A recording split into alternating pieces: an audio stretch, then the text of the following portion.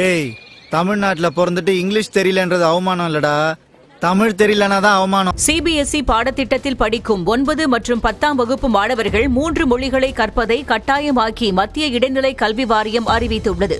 இனிமேதான் மச்சான் நீ சேஃப்டியா இருக்கணும்.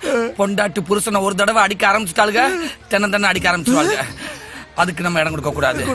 மனசுல தோன்றத வெளியில சொன்ன உடனே என்ன பண்றாங்க, ஒரு பொம்பளைய எப்படி ஆஃப் பண்ணணும்னு கெட்ட கெட்ட வார்த்தை பேசுறது. புரியலையே சொல்றேன்ப்பா. அடி தேவடியா உண்ட ஸ்டாலினை போட்டு ஓக்குற தேவடியா. 2500 ரூபாய் கொடுக்காம 1000 ரூபாய் போட்டிருக்காரு. அப்புறம் எதுக்கு வாக்குறுதி கொடுக்கற? ஐயா உனக்கு நில்றயா? ஒருத்தர் நில்றா. அவரு விளையாடியா? உம்மா நில்றா. 2500 ரூபாய் மாசம் கொடுக்க முடியலன்னா பதவி விலகிடுங்க. உங்க ரசிகர்கள் சொன்ன மாதிரி உங்க சொத்தை வித்து கொடுங்க. ஏன் மக்களை ஏமாற்றி ஆட்சிக்கு வரணும்? இதெல்லாம் ஒரு பொழப்பா? உடு மச்சான், உனக்கு நேரமே சரியில்லடா. நேரெல்லாம் நல்லாதான் இருக்குது, சேர்க்க சரியில்லடா. வீட்டுக்கு பைக் தரனாரு கொடுத்துருவாரா? நாங்களே தன்னால எங்க தலையில நாங்களே மண்ணள்ளி போட்டுக்கணும். என் பிள்ளைங்க எல்லாம் விஜய் ரசிகர்ன்றதுனால என் பிள்ளைங்க பேச்செல்லாம் கேட்டு நாங்க ஏமாந்தோம். தப்பா தெரியலையா? அப்படியே விட்டு. தமிழ்நாட்டு மக்களுக்கு நல்லது பண்ணணும்னு நினைச்சு வந்த மனுஷனை எப்படிங்க உங்களுக்கு மனசு வருது? என்னப்பா நீ பைத்தியம், நீ என்ன வேணாலும் பேசலாம், நாங்க அப்படியா? நம்ம இந்த டெல்டா பகுதியில இருக்கிற விவசாயிங்க ஒரு கொடுமையை ஒண்ணு அனுபவிச்சுட்டு இருக்கிறாங்க. ஒரு 40 கிலோ மூட்டைக்கு 40 ரூபா கமிஷன் வாங்குறாங்களாம். ராத்திரியில விளக்கு பிடிக்கிறவன நான் பாத்திருக்கேன், பகல்ல பல்ப பிடிக்கிறவன் இப்பதான் பாக்குறேன். இதுக்கு முன்னாடி பாத்தீங்கன்னா நெல் மூட்டைக்கு 40 ரூபாய் 50 ரூபான்னு வாங்கிட்டு இருந்தாங்க. இப்ப தாவைக்கு அரசு பாத்தீங்கன்னா நெல் மூட்டைக்கு சமமா எல்லா கெட்டியும் 60 ரூபாய் வாங்குறாங்க. இந்த ஈன பொழப்புக்கு பேசாம எங்கயாவது போய் இவங்க தான் நெல் மூட்டைக்கு பணம் வாங்குறத தடுப்போம்னு சொன்னாங்க. இப்ப நான் பாத்தீங்கன்னா 170 மூட்டை போட்டிருந்தேன். 170 மூட்டைக்கு ஒரு மூட்டைக்கு 60 ரூபாய், நான் 10,000 ரூபாய்க்கு மேல நான் கொடுத்திருக்கேன் பணம் அரசுக்கு போதா? இதாவது இப்போ நான் நெல் விளை வைக்கிறேன்னா நான் தான் நெல்லை விக்கிறேன், எனக்கு தான் அரசு பணம் தரணும். அரசு வாங்குறாங்கன்னா அவங்க தான் எனக்கு பணம் தரணும். ஆனா இங்க என்ன நடக்குதுன்னா, நான் அவங்களுக்கு 10,000 ரூபாய் கொடுத்து எங்க என் நெல்லை வாங்கிக்கங்க, என் 170 மூட்டையை வாங்கிக்கங்க என்ற நிலைமையில இருக்கு. ஆம்பளை போட்டு சம்பாதிக்கணும். இப்படி கடந்த 2021ல நான் ஒரு முன்னாள் அமைச்சர் மீது ஒரு புகார் கொடுத்திருந்தேன். அந்த புகாரின் அடிப்படையில் இல்லீகல் அபார்ஷன் அப்படின்னு ஒரு இது இருந்தது, பிரிவு இருந்தது. அதுல இந்த டாக்டர் அருண் தான் மெயின் அக்யூஸ்ட். சோ நான் என்ன சொல்ல விரும்புறேன்னா, தாவிகா எப்போதுமே பெண்கள் பாதுகாப்புன்னு சொல்றாங்க. இது இந்த டாக்டர்னால பெண்களுக்கு பாதுகாப்பு இல்ல, இவருனால எல்லா பெண்களுக்கும் டேஞ்சரஸ். அவங்க ஃப்ரெண்ட், அவரோட குட் ஃப்ரெண்ட் டாக்டர் அருண் கோபால்புரம்ல அவரோட ஹாஸ்பிட்டல்ல இருக்கு. he forced me to do that abortion. Salem Omalur பேருந்து நிலையம் அருகே டாஸ்மாக் கடை மூடப்பட்ட இடத்தில் தனியார் பார் திறக்கப்பட்டுள்ளதாக செய்திகள் வெளிவந்திருக்கிறது. அப்படிங்களா? ரொம்ப சந்தோஷம். இங்க எவனோ ஐஐடில படிச்சேன்னு சொன்னானே, அவன் சார் நான் தான் சார். ஒரிஜினல் தானே? இல்ல sir, Ireland institute of technology sir. ஐயோ, 9ஆம் தேதி ஜனவரி மாசம் 2026 நீங்க ஏ ராஜ்மோகன் பிடெக் ஐடி அப்படின்னு சொல்லி போட்டிருக்கீங்க. அது தவறுன்ற பட்சத்தில் ராஜ்மோகன் அபிஷியல் லெட்டர் ஹெட்ல இப்படி தப்பா வந்திருக்கு, இதை மாத்திக்கோங்கன்னு சொல்லிருக்கலாம். சொல்ல கேவலம் மாலை மரியாதை பதவிக்காகத்தானே இவ்வளவு கீழ்த்தரமா நடந்துகிட்டேன். என்னுடைய கேள்வி, இந்த கல்வி தகுதியிலேயே இப்படி ஏமாத்தக்கூடிய ஒரு நபரை கல்வித்துறை அமைச்சராக போடுறீங்களே, இது நியாயமா? உங்களுக்கு என்னங்க? நீங்களும் தவறு செய்ய மாட்டீங்க, உங்க கூட இருக்கக்கூடிய நபரையும் தவறு செய்ய விட மாட்டேன்னு சொன்னீங்க.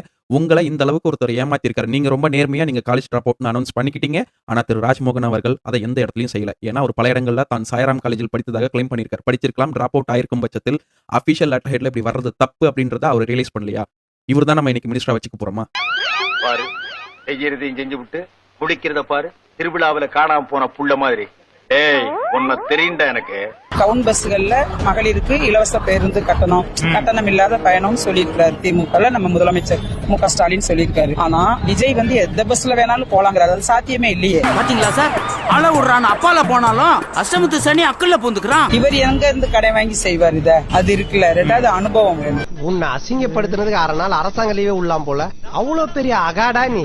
அன்னைக்கு நான் எந்திரிக்கலான்னு இருந்தேன், அண்ணன் வரும்போதே சொல்லிட்டாரு. நீ பொத்திக்கிட்டு இருந்தாலே போதும்னு சொல்லிட்டாரு.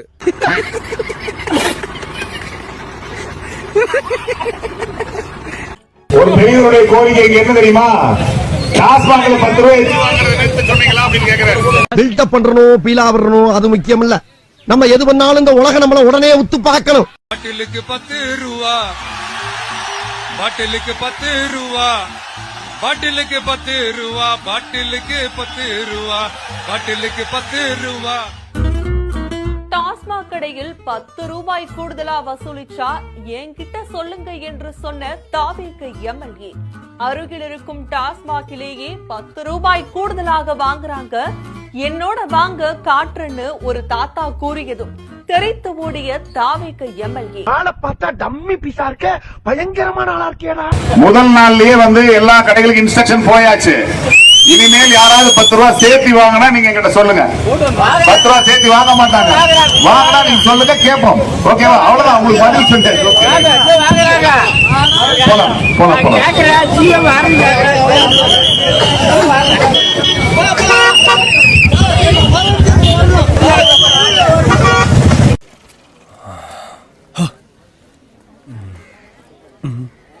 எப்படி தப்பிச்சோம் பாத்தியா? முன்னாடி இருந்த கவர்மெண்ட் 10 லட்சம் கோடி உங்களுக்கே தெரியும் கழுவி எடுத்துட்டு போயிட்டாங்க.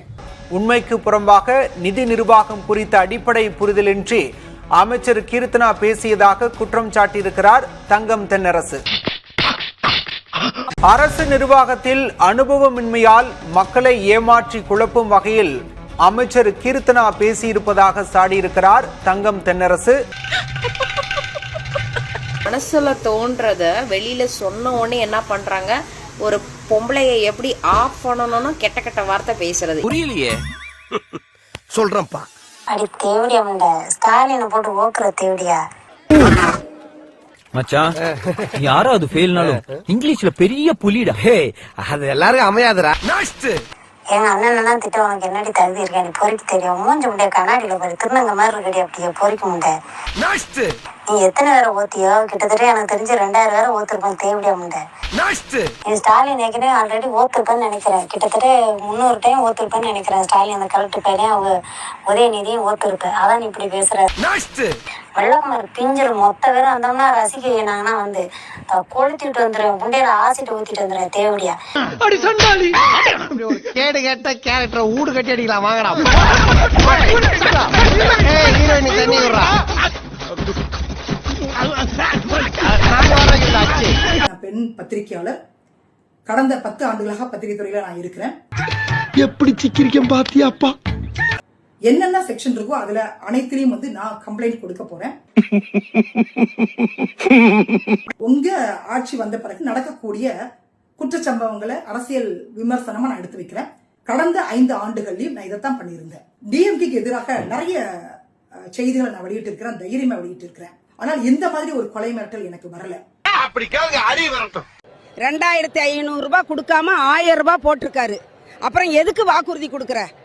2500 ரூபாய் மாசம் கொடுக்க முடியலன்னா பதவி விலகிடுங்க. உங்க ரசிகர்கள் சொன்ன மாதிரி உங்க சொத்தை வித்து கொடுங்க. ஏன் மக்களை ஏமாற்றி ஆட்சிக்கு வரணும்? இதெல்லாம் ஒரு பொழப்பா? உடு மச்சான், உனக்கு நேரமே சரியில்லடா. நேரெல்லாம் நல்லாதான் இருக்குது, சேர்க்க சரியில்லடா. வீட்டுக்கு பைக் தரனாரு, கொடுத்துருவாரா?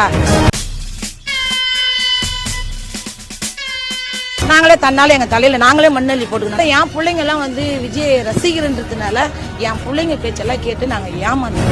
தப்பா தெரியலையா? அப்படியே விட்டு பசங்க விசில் அதுங்க சின்ன பசங்களா சினிமா சுடி நடிக்கிறாங்க, சினிமா ஆடுறாங்க, அதே மாதிரி ஆடிட்டுங்க. நாங்களாம் என்ன பண்ணுவோம், கஷ்டப்படுறோம். இப்ப என்ன பண்றதுன்னு நாங்க அவஸ்தைப்படுறோம். வாழ்த்துக்கள்.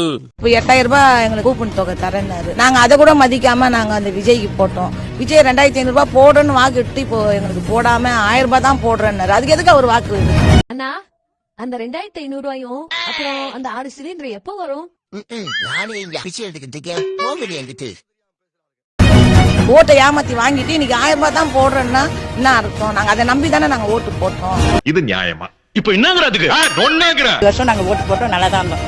இதை செய்யறேன் அதை செய்யறேன்னு சொன்னாரு, போட்டோம். ஆனா எதுவுமே எங்களுக்கு இது வரைக்கும் செஞ்சதே இல்ல. வெக்கமா இல்ல உனக்கு? 2500 ரூபாவே அவரால் போட முடியல, 1000 ரூபாய் தான் போடுறேன்னு சொன்னவரு வருஷத்துல 6 சிலிண்டர் அவரால் எப்படி கொடுக்க முடியும்? உங்களுக்கு எல்லாம் ஒரே குழப்பமா இருக்குல்ல. பர்சனல் லைஃப்ல நமக்கு போக விரும்பல. Chennai Stars are here tonight. Our CM is here. Let us cheer them. நம்ம அது விருப்பம் போக கூடாது.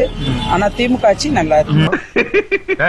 என்ன போக்கு எதிர்கட்சியார் என்ன நினைப்பா? விஜய் இப்பதான் வந்தாரா தமிழ்நாட்டுக்குள்ள? இத்தனை நாள் நடிக்கிறாருல்ல, மக்களுக்கு ஏதாவது செஞ்சிருக்கலாம்ல, குரல் கொடுத்திருக்கலாம்ல. அஜித் எவ்வளவோ பேருக்கு நன்மைகள் செய்யறாரு.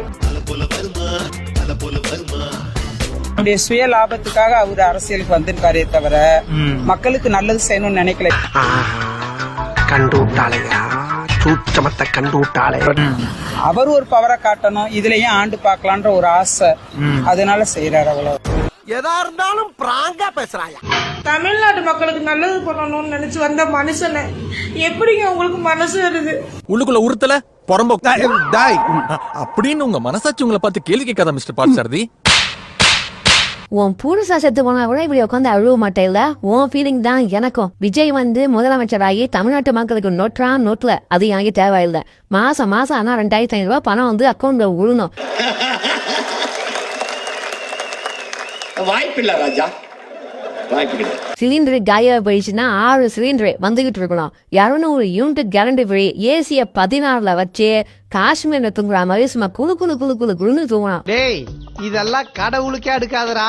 விட மாட்டேங்கிறாங்க, பலிக்காது போலயே. ஏற்கனவே வீட்டுல 2 ஏசி இருக்கு, இன்னும் 2 ஏசியை வாங்கி ஃபிட் பண்ணலாம்னு பார்த்தா விட மாட்டேங்கிறாங்க.